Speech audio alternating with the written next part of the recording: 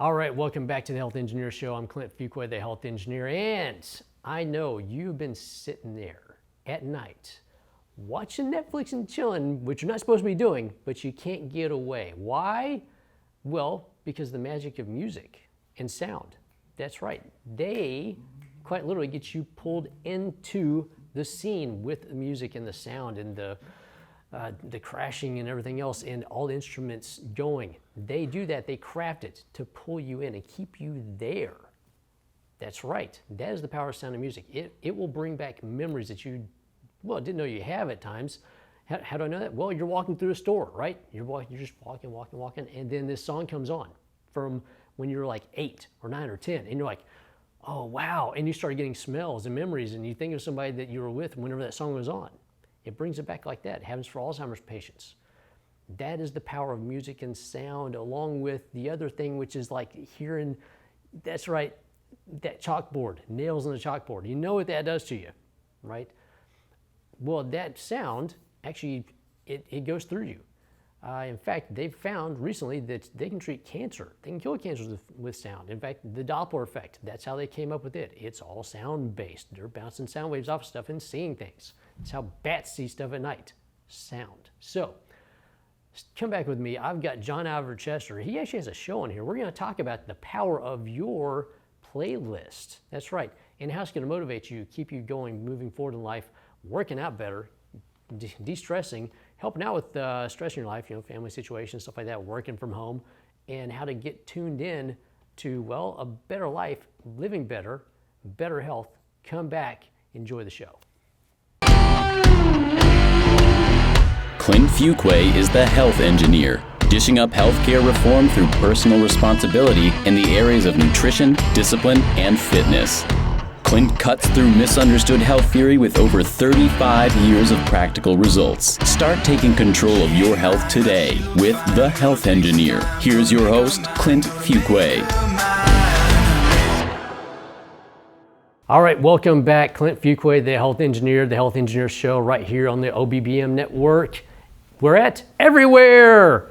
And today with me, if you notice, I'm kind of country today. I'm kind of a little bit country. He's gonna be rock and roll. Oh no! So that's right. I gotta be Marie. Yes, no. He's Marie.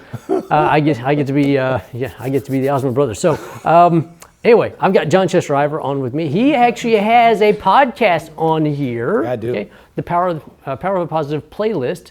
So guess what?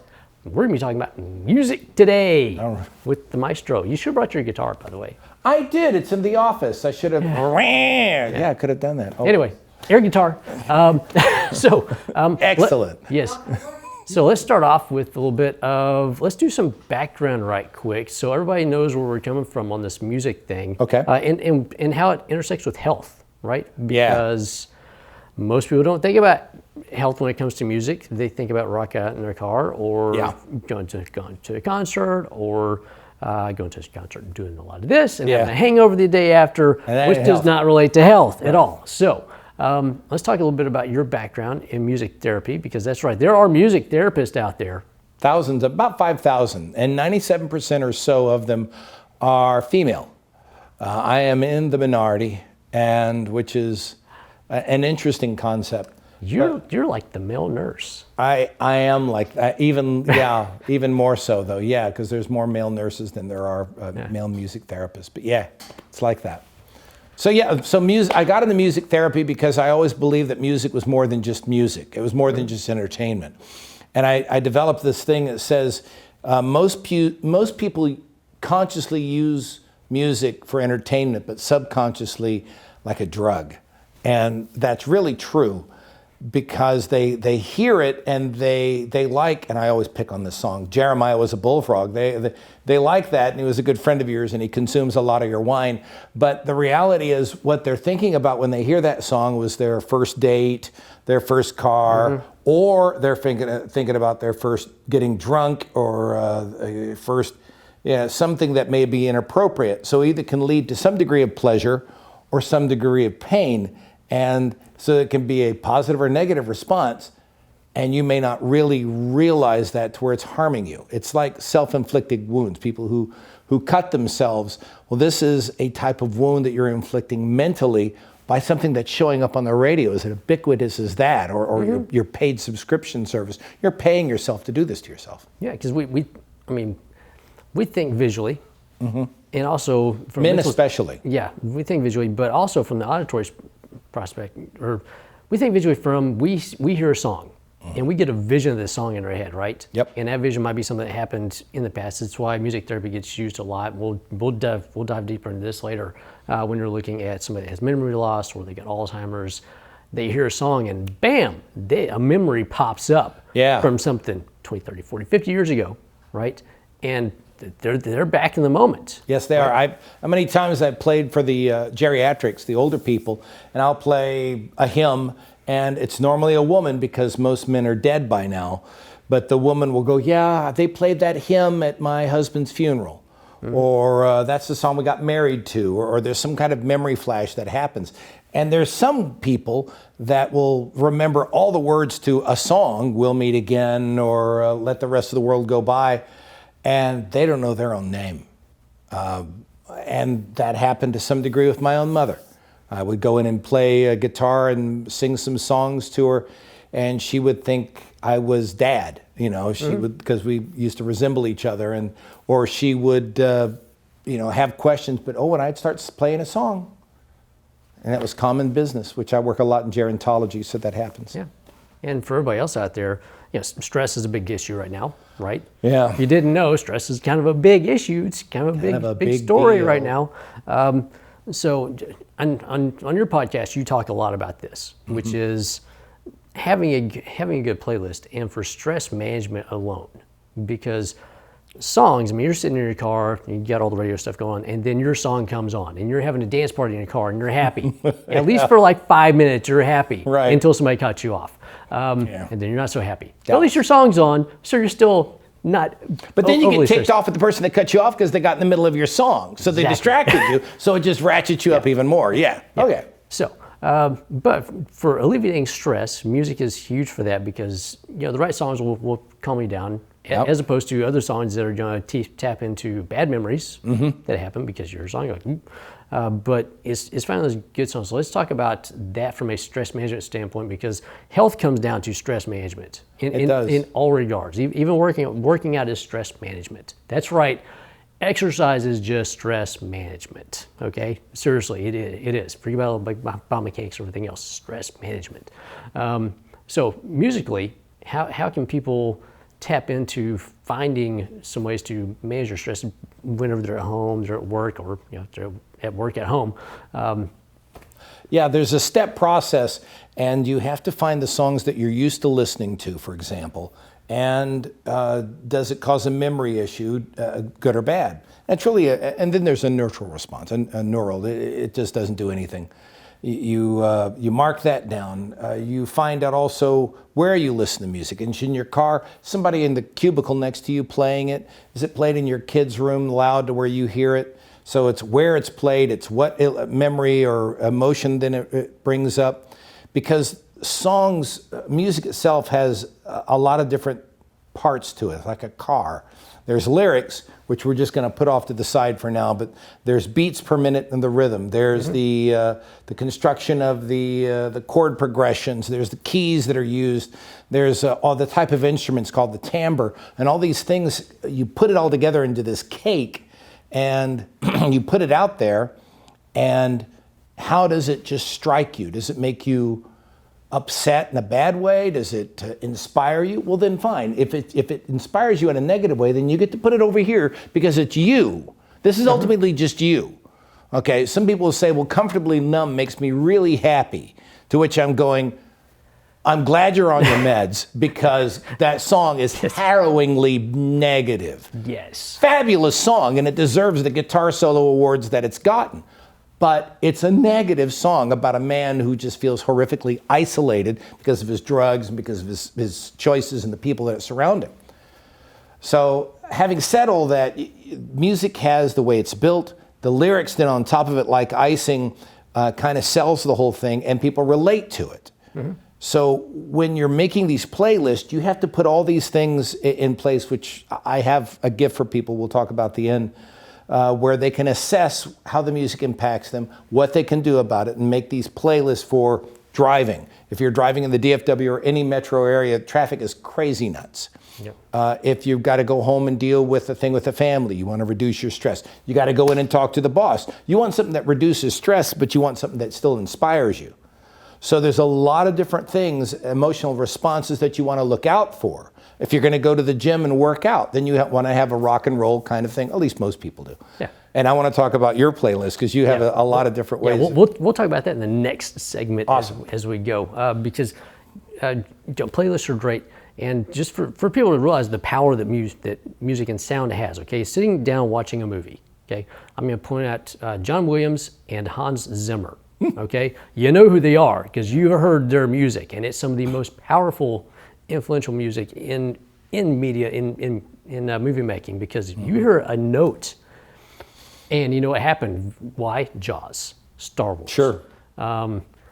Anything that Hans Zimmer's done music for. In fact, I listened to just a concert of him, of like his greatest melodies from different music or different movies. And it's just the power of that to pull you into a scene and create a mood and a thought process and pull you in is just, it's one of the most powerful things. I don't think people realize how quite literally instrumental that is for whenever you watch a movie. Because if you just watch the pictures on the screen without that soundtrack behind it, movies have like almost zero impact. Yeah, there have been studies where they've shown major motion pictures like Star Wars and older films, and they take out the soundtrack and they just have the score. It totally becomes boring because it ruins the pacing and it ruins the anticipation. Yep. Like you talked about Jaws, and if you look at Jaws without the it just has this panning of the camera across the beach, and you're going, oh, I'd like to be there. That would be wonderful. And then all of a sudden you see blood gushing up out of the ocean, and you're going, this is not going the way I thought it should, And that's why they pay Williams and Bernard Herrmann and James Horner and all these people millions of dollars to set the pacing. Yep. And they're real scientific in a sense about how they do it to build up this, and they know what chords to use, and they know what the pacing and the beats per minute. That way, they're getting you set up because people are already going, oh yeah. And speaking of, we're going to come back after a little break. We're going to talk about the whole beats per minute thing and exercise and how music actually helps out with this stress alleviation and getting you stronger while you work out. We'll be right back. What does it mean to devote your life to the truth? Does it mean investigating communist subversion here in America?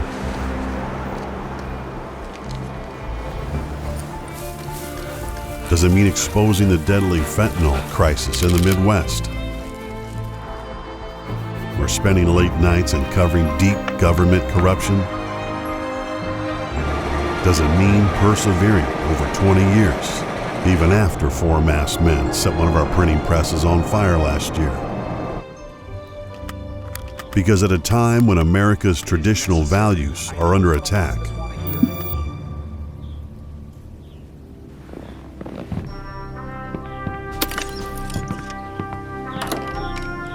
it's the responsibility of righteous journalists to uphold truth and tradition. Introducing IV Hookup. IV treatments have been the standard of care used for years to deliver intravenous hydration treatment to patients. Our medical director has created a safe, industry-standard protocol to efficiently support your wellness through IV vitamin hydration, including options for athletic performance, mood enhancement, general wellness, and hangover recovery. IV Hookup now offers full-spectrum COVID-19 testing at reasonable prices. This means we can get you and your staff tested in a quick time frame. Are you hosting a group event? We can provide a customized package for IV treatment and COVID testing as well. IV Hookup is everything you need to both stay healthy and to prove it. Go to ivhookup.com to order yours, and we'll bring it right to you. That's ivhookup.com.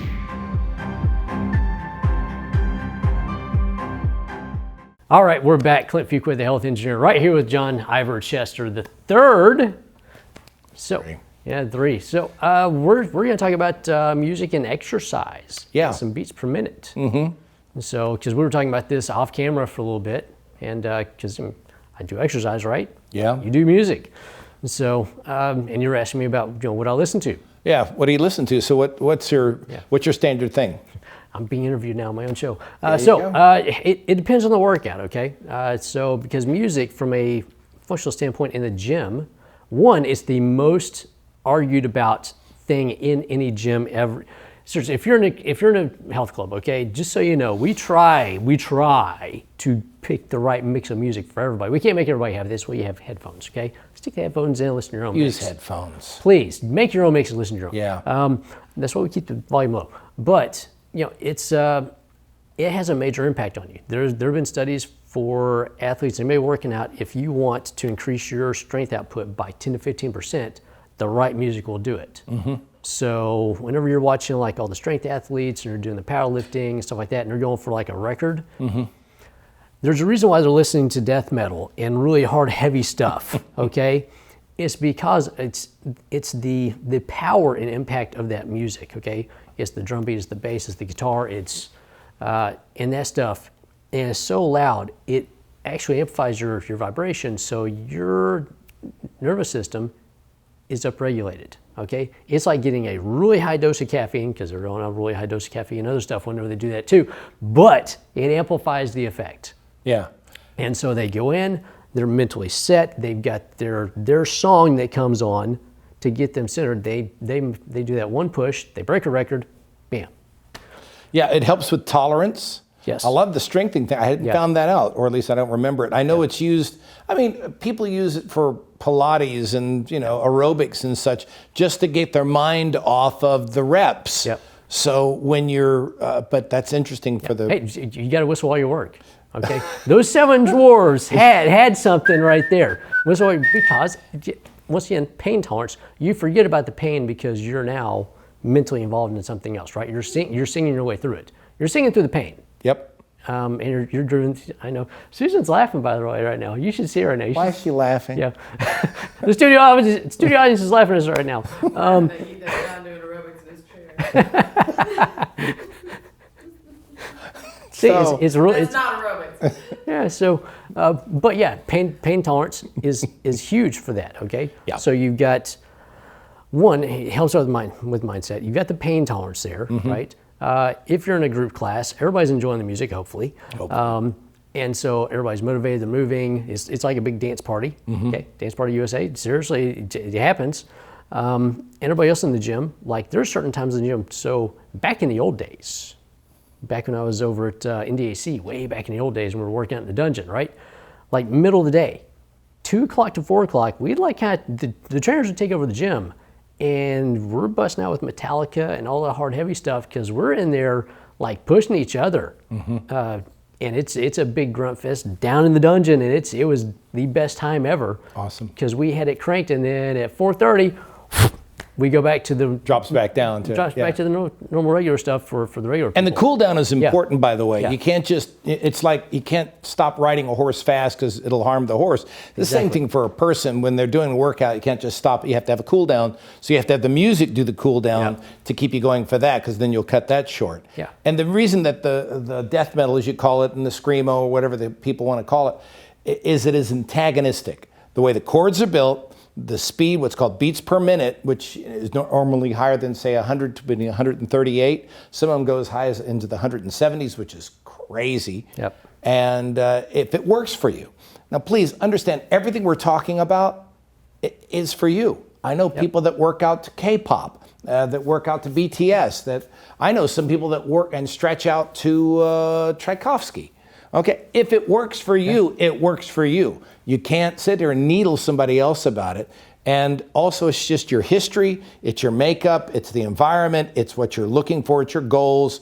And I like what you were saying when we were off camera. You're saying it was what you were trying to do. If you were if you were doing a certain type of workout, you needed a certain type of music. Oh, yeah, it's different music for different workouts. So like I used to have a bodybuilder friend. He worked out to Seal.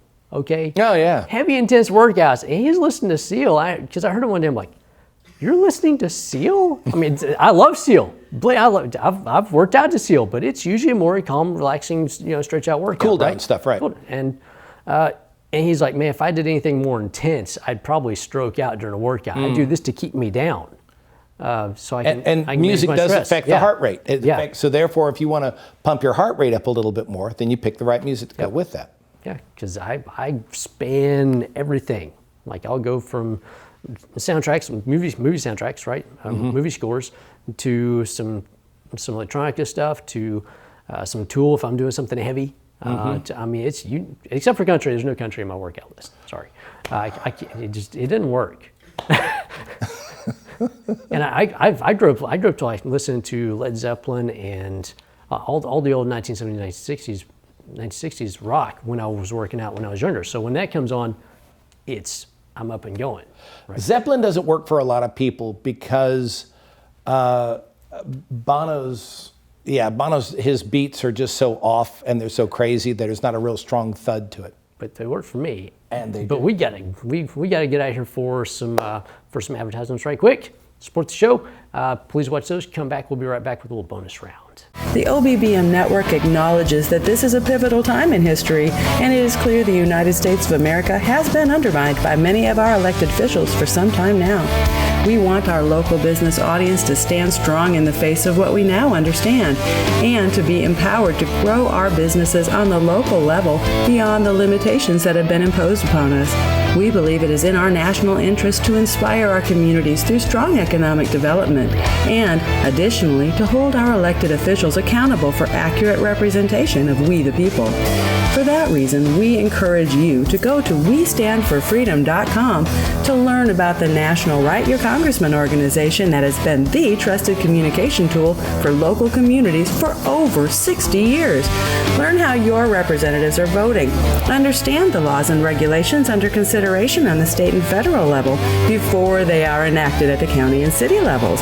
Communicate directly with these officials and stand up for yourself, for by doing so, you will protect the communities you serve from tyrannical rule and unconstitutional reforms. The OBBM Network is the premier voice for local business, and we take that responsibility seriously. The OBBM Network has everything you need to grow and transition your business for success on popular syndicated podcast networks, Roku and other video channels, and the OBBM Network app. We work for you, local business, and we've got your back. All right, we're back. It's the bonus round, and well, for the bonus round, we always have some fun. We've had extra fun today. So. Is this where you ask if I wear boxers or briefs? Is it one of those things? No, because we don't want to know. Good. Okay. Well, I didn't think so. My wife doesn't even want to know. So no, actually, favorite instrument.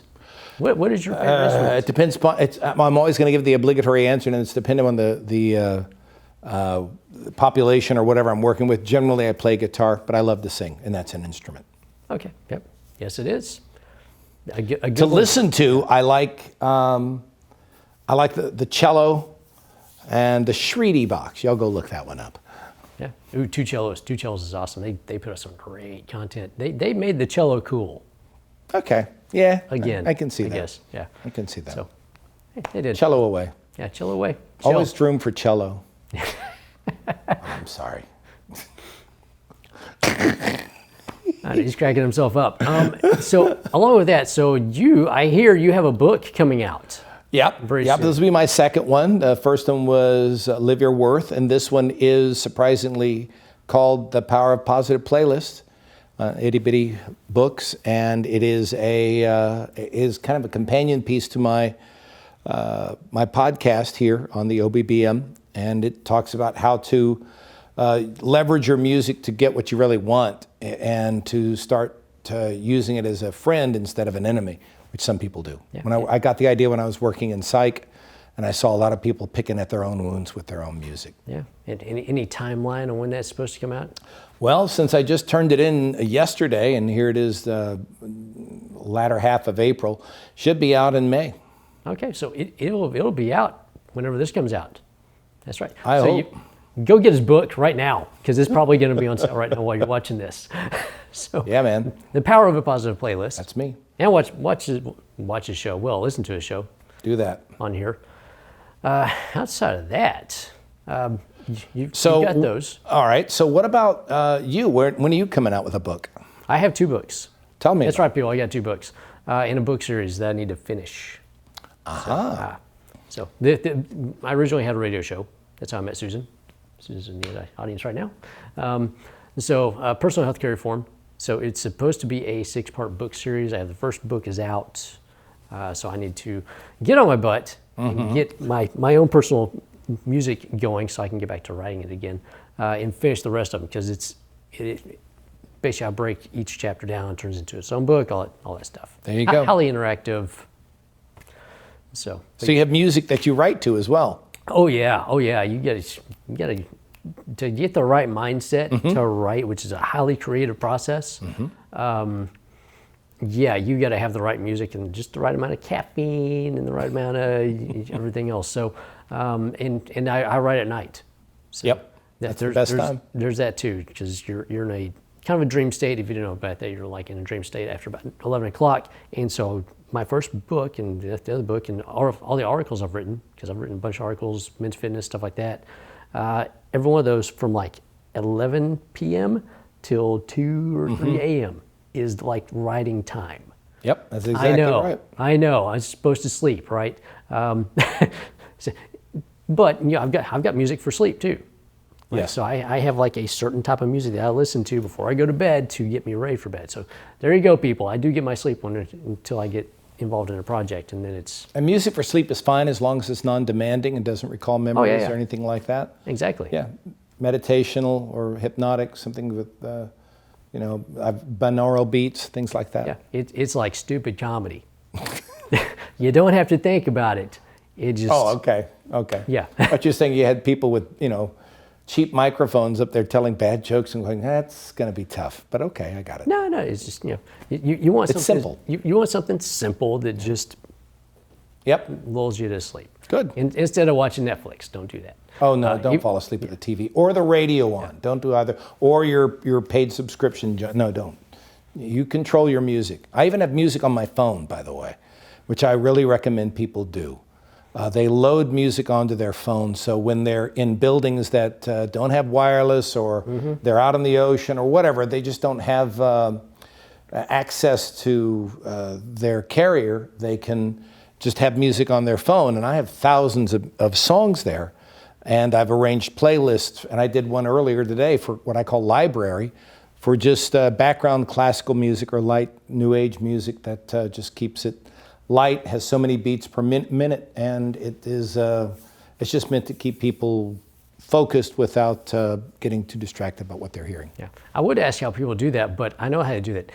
You go get his book, it's probably out right now, and you read it and you learn how to make your own playlists. So you've got that on your phone for whenever you're out someplace, or you go over to the in-laws and maybe they don't have Wi-Fi, or you just want to tune people out. In-laws, I love that, yeah. Or tune people out, that's a good one. Yeah, the kids are home. The school's about to be out for summer. Yeah. And How's Cooper? Yeah, not that the kids haven't been home already all year, but now they're back home if they've been away. And they can find, I'll tell you what, I'll set something up on my website at Ivor Chester, ivorchester.com. You can go there and there's a pop-up for a music assessment tool, and it's free. You send, you fill it out, you print it, you fill it out, and you look at, you can start seeing patterns in your music about when you listen to what you listen to, and what it causes in your life as far as anxiety or peace. And if you ever want to contact me, you drop me an email that's on the website, and we can help you get that figured out. All right, very good. Any last bits of knowledge for people out there that are? Get fresh. Yeah, get fresh. Get fresh with your music. As I'm an older guy, and it is so easy to just sit there and say, well, yeah, I listen to classic rock, Pink Floyd rules, and your music sucks and all this. But I've got kids that are teenagers now, and I worked in adolescent psych, and it demands me to start listening to other music that I'm just not comfortable. Most people my age or older than 40, because most people establish their music taste, and their boys do it from about 12 to 16, and girls do a little bit younger, around 11. And after it cements, especially for boys, but even more especially for people with psych and trauma issues, it really cements hard. And getting anything beyond that, that's new, like a classical or a jazz, or even artists of the same genre, but they're still not used to listening to, is almost impossible. So start finding other venues to listen to your music. Go out to a club, listen to a local musician. Start having new places, listen, ask people for suggestions. You'll get it. It'll help brighten you up. So yeah, the last point on that is if you want your brain to expand a little bit and have some neuroplasticity, start expanding your playlist and range of musical interests. So thank you for watching the show. Thank you for coming on. My pleasure. I appreciate you asking me. And check out all the rest of the shows right here on the OBBM Network, which is everywhere right now. That's right, we are everywhere. The Health Engineer is produced by Offbeat Business Media for the OBBM Network and made possible through the generous support of sponsors and viewers like you. For program information, call 214-714-0495. The Health Engineer, Offbeat Business Media LLC, OBBM, Network trademarks, and all portions of this broadcast are produced for the exclusive use of the OBBM Network and affiliates, and may not be reproduced without written permission by Offbeat Business Media LLC. All inquiries are directed to call 214-714-0495.